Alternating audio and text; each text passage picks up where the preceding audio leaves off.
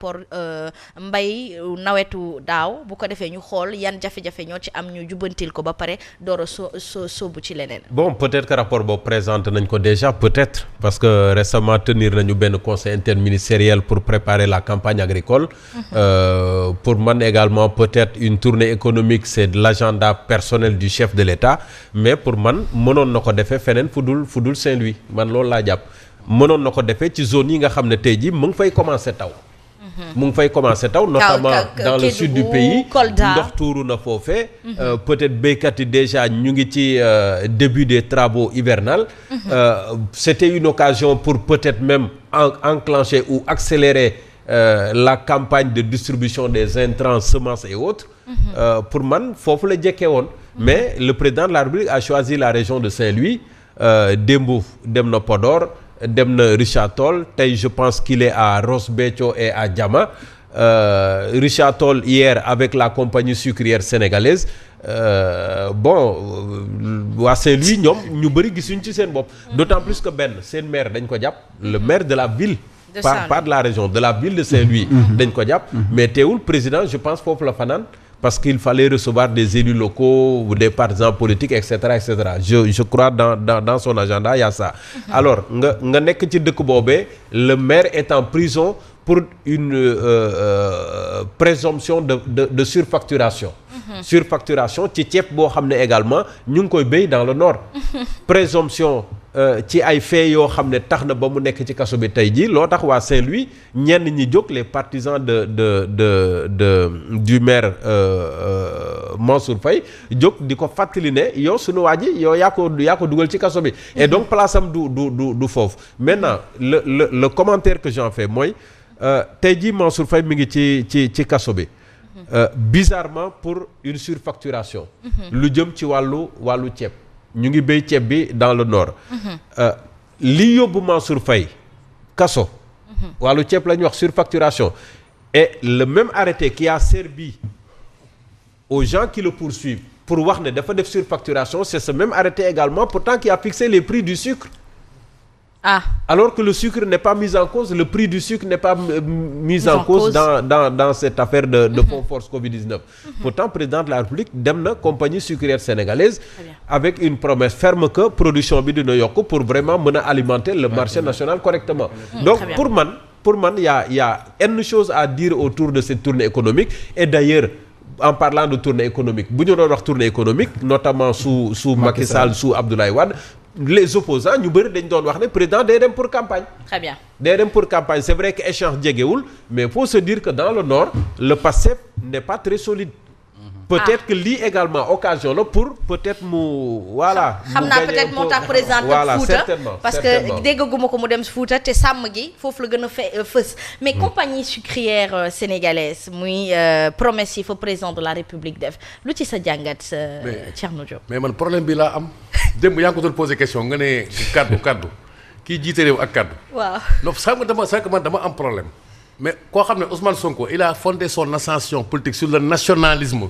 l'ultranationalisme 2019 mu taxaw foofu lu ne mu yàq ko compagnie sucrière non c'est que dama am problème quoi man du sama position man de du man maa am avis ci compagnie sucrière encore une fois mais dama ne ñun ki ñuy fal est-ce que parfois démb kii mi ngi ko doon laaj dinañ ko xoolaat nee nga foofu liggéeykat yi dañ leen di exploiter amuñu ay seen droit respecté ko seen àq ak seen yelleef mi affaire kii il faut ñu jug ci Mimran compagnie sucrière tey ma ñëw gis Diomaye démb muy tagg compagnie sucrière di ko présenter comme une fierté nationale c'est que problème boobu laa am man c'est-à-dire que ñii est-ce que kon balaa ñuy falu ñoom jaay nañu projet bu baax effectivement kon du projet bu baax lii la ñuy bañ bu ko wax nag effectivement parce que man du sama wax encore une fois léegi démb loolu pour man c'est un gros scandale loolu noonu léegi yow loolu lan nga bëgg bu boobaa bu ñu ñëwee gis na ni non ñoom ñoo jum li ma leen doon wax ci compagnie sucrière du woon dëgg carrément ñu xam ne li ñu la falee du dëgg ba pare c'est une précoce amee asma làmmiñ boo ko ubbee da ngay wax dëgg rek wala nga wax saafaan ba yow kenn saxal la suukar on parle encore de sucre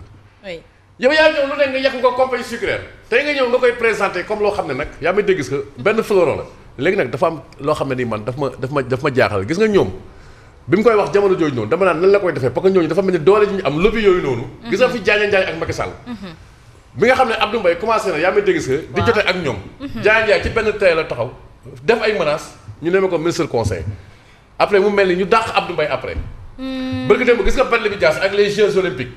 Diagne Ndiaye donc dafa mel ni il se réintroduit encore ci système bi te ñoom dañ lañu woon bu ñu faloo lobby yooyu la ñuy xeex encore une fois Asma Khadija. moo tax man may poser question bi man loolu rek moo ma ciy intéressé mooy li gën a sacré ci yore nguur mooy kaddu. et que ñii seen kaddu doo xam à la fin fan nga koy teg parce que demuñ janj demuñ cëng demuñ ngaay xàmmeewuñ janj ak joor. En tout cas, c'est regrettable si tel est le cas, hein, et beaucoup constatent. Ouais, mais sur le principe d'une tournée économique d'un président de la République, le principe, on est tous d'accord, il n'y a pas de problème si son agenda... Mais tournée économique... Non, si son agenda lui permet, il n'y a pas de souci. Sans que wax nga fi wax bu am solo. Voilà, il n'y a pas de souci. C'est une occasion pour lui ouvrir les yeux de voir ce qui se passe réellement sur le terrain. Comprendre nga. Mais sans que poser nga foofu Simon laaj ko affaire statistique campagne bu passé bi.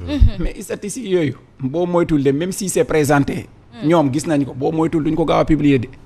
Justement par souci de transparence parce que ñoom ñoo ñu vendre transparence parce que la campagne agricole passée elle est ce qu'elle est. mais technique ñii gars les acteurs là loolu la di tous les jours. acteurs yi campagne bi dox na foofu.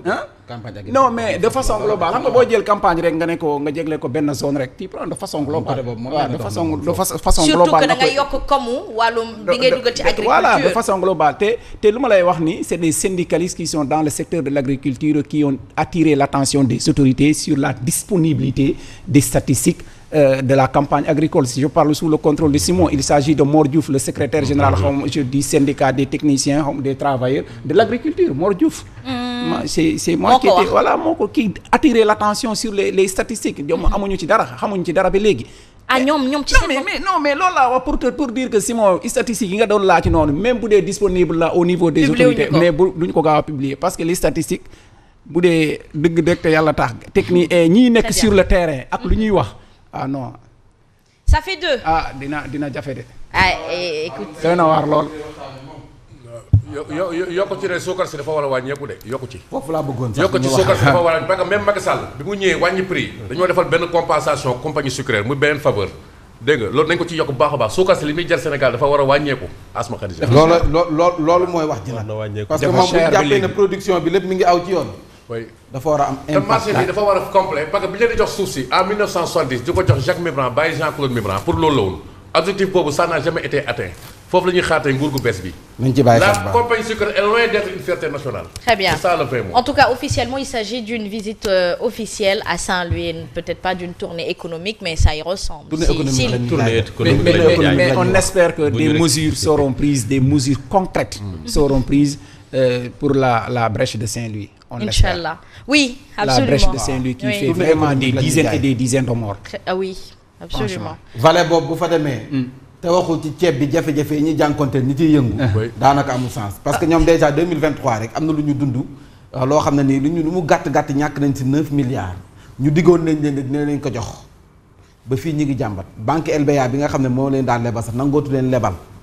Très bien ndax xaalis boobu. Très bien il est 48 te ku wax Saint-Louis wax pêche. ku wax Saint-Louis wax tourisme. mais ñaar yooyu gisuma ko ci agenda bi.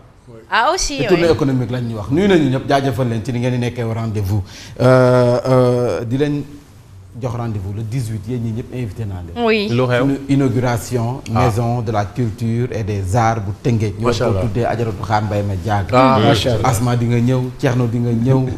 damay ñëw Moussa di nga ñëw. yow da ngay jël kàddu. da ngay jël kàddu. il faut mu jël kàddu su ma. waaw boo bëggee sax nag ñu dalal leen samedi yaatal. non il faut ñu waxtaanee.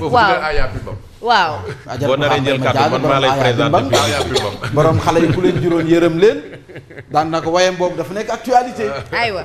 nuyu nañ ñëpp jaajëfal leen ñu fas yéene yéeg ci kaw tribune yéenekaay tribune yéenekaay nag tey kan moo ci yéeg. Monsieur le ministre de la communication Aliou Sall. loo koy wax. Monsieur allez apprendre votre métier. Enough, ça suffit. Arrête.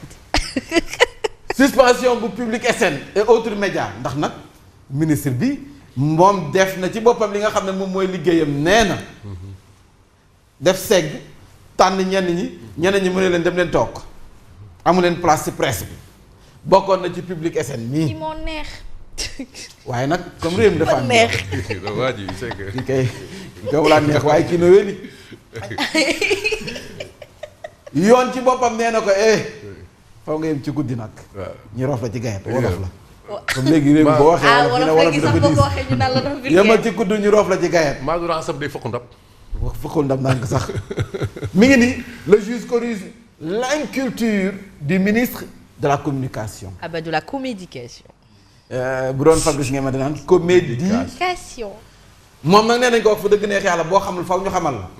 ndax nii nga doxalee nii du sa wàll te du sa cër. ndaw gàcce. un tournant majeur et une victoire pour la liberté de la presse. waaw. kuy xeexaa presse bi fii. vraie presse bi laa lay wax. da nga pare de xamoon nga song. da nga boo pare nga de takku ba dëgg. la nga xam ne ni nga jàkkaarloo nii. ala accu la ñu woote. amul bàyyi ñoom ñoo fi ne.